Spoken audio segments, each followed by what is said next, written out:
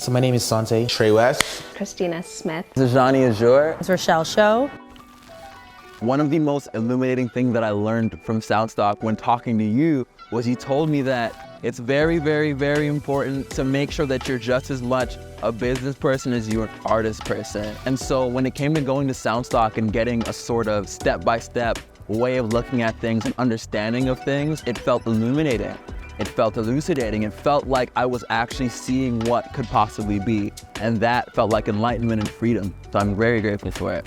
What I really took away from the program in that sense was the different avenues that you can be an entrepreneur. So you don't just have to be somebody that, okay, I make the music, I put it on streaming platforms, and that's how I make my money. It's like, no, you can make your money from touring, you can make your money from sync, you can there's so many different ways that you can be an entrepreneur. I was taking shots in the dark before SoundStock. I hit a couple shots, but I didn't feel like I had any real direction. So I showed up to the first class, didn't know what to think, showed up to the second class.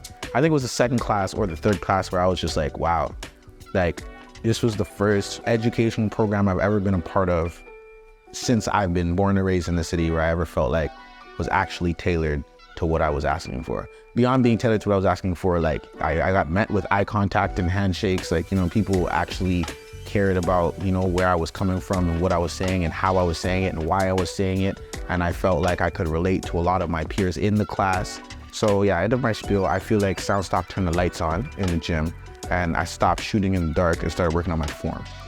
The hardest part is switching from an artistic mindset to a business mindset, because you think it's all about art and your art's going to take you somewhere, which it can, 100%. What I thought was it's going to be more about the business. And when I walked into the room and I looked around and seen my peers, I was like, oh shit, this is serious. Even the first lesson, it was like, okay, we're gonna dive deeper and I'm gonna learn a lot in the next couple of weeks. I didn't know if it was possible, but it was. And I felt like I got a crash course. I was like, wow, okay, this is the real knit and grit of it, so. It's almost like we don't give artists leniency. Like if someone wants to be a doctor, we give them the whole pathway. Like you gotta go to school, you gotta go to university, you gotta go to medical school, you gotta do this and this, you gotta have this GPA. But for artists, we're just sink or swim. So I feel like that program kind of helped me see actual steps I could take to make this what I wanted it to be. It wasn't like you guys were almost trying to make all of us like Beyonce. They're like, this is the steps, you figure out where your end goal is, where you want to be, and then these are the steps you can take to get there, kind of thing. And that was one thing I really liked about the program. Just when you think you know it all, you definitely don't.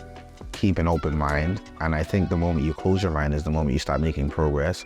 I would also say be humble enough to understand that you have so much more to learn, so much more to give, and people have so much more to give you, you know what I'm saying? Without you or HK or the information I can get from you guys, there's only so much rapping you can do. There's only so far rapping. What would I be without the guys behind the camera or the person behind the beat, you know what I mean?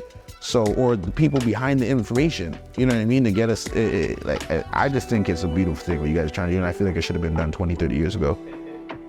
My opinion.